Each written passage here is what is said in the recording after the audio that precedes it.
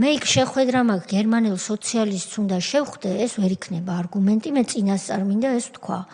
იმიტომ რომ გერმანელ სოციალისტებზე უფრო მაღლა დგას საქართველოს პარლამენტი და ეს როდესაც ქართულმა ოპოზიციამ უნდა გაიგოს. ასევე მე წინასწარ ვამბობ, კითხვა მექნება ასეთი.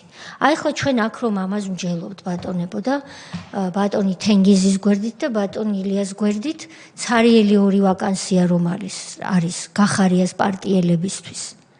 ეს ორი წარმომადგენელი აქ რო იყოს ოპოზიციიდან და ჩვენ ვსჯელობთ გახარია ჩავრთოთ არ ჩავრთოთ თუ ასე შემდეგ დისკრიმინაცია არის თუ არ არის.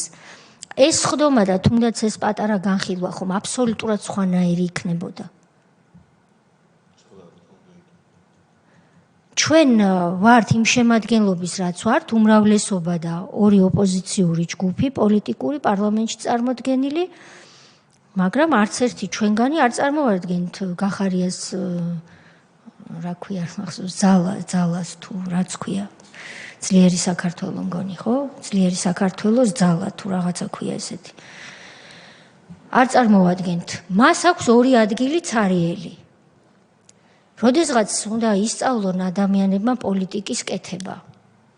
ეს პოლიტიკური პროცესია. პარლამენტი არის პოლიტიკა და როცა შენ არ გინდა პოლიტიკა აკეთო.